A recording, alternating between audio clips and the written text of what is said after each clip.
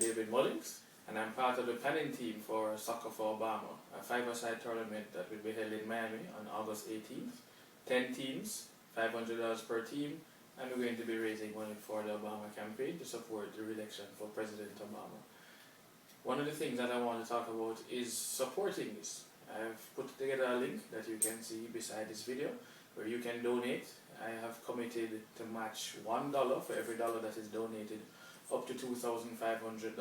So if we can raise $2,500 with you clicking that link to donate, I'll match that dollar for dollar up to $2,500 so that we can raise $5,000 for this campaign. Of course, I want to talk about why I support President Obama and his elections over the other candidate, Mitt Romney. Basically, it comes down to two things for me as an entrepreneur and as an immigrant to this country who has benefited tremendously from what exists within the beautiful United States system.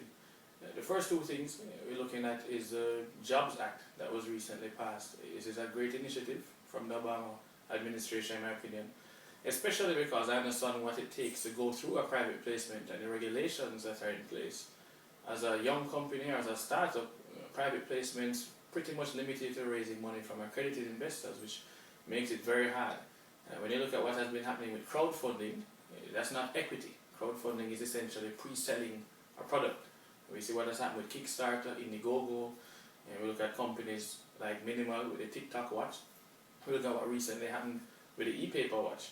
Companies have been able to raise tremendous amounts of money, millions of dollars, for products, provided they had good ideas. Well, the Jobs Act has a specific component in there that will be a game changer, and that is important to me. When you look at it, you will now be able to use crowdfunding to raise equity from investors, and there's a certain way that it will allow you to raise money from non-accredited investors as well. So going forward, once it's enacted, once the SEC has the regulations in place, you will be able to raise money from private individuals, friends, family, anyone else you can get to, publicly, instead of privately and having to meet the stringent standards that were in place before. That is going to be critical for entrepreneurship, which is important going forward. That's going to be critical for job creation, and even for companies that we are planning to invest in. That provides an additional revenue opportunity for them because they'll be able to raise capital from additional investors, even from some of their customers, which then goes back into their business and allows them to then generate more revenue, which creates more jobs and creates more tax revenue for the government. So that's important. I support the Jobs Act, and it is critical, and I have to say that congratulations to President Obama for getting that passed. The second reason that I support President Obama over the competing candidate is healthcare. We are currently in discussions with an entrepreneur that we have been looking to possibly invest in his company. Unfortunately, he wants to move to Silicon Valley or San Francisco with his tech company that we think has a lot of opportunity, a lot of potential. But he has to now be looking at other options such as Canada and the United Kingdom for one simple reason. This is somebody that has grown a multi-million-dollar business in the past, has very good experience, very good contacts, very smart, and has contributed to the American economy in the past. But his son had adult leukemia. They ran into problems, and so now they cannot get any healthcare coverage. He has a pre-existing condition. So because of the way healthcare is structured in the United States, this individual will have to look to move to another country that already provides some sort of care for that. The fortunate thing about the way that the system will be working going forward in the future, thanks to the Affordable Care Act, is that costs will come down. We are now going to also prevent people from being able to not cover you because of a pre-existing condition. Thankfully, a lot of you may understand, the United States, unfortunately, is one of the only industrialized nations that actually does not provide healthcare coverage.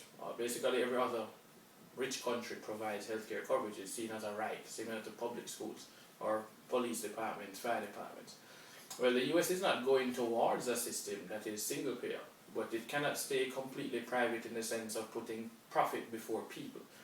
The Obama administration came up with what I consider a hybrid system, which is actually very similar to what Governor Romney put in place in Massachusetts.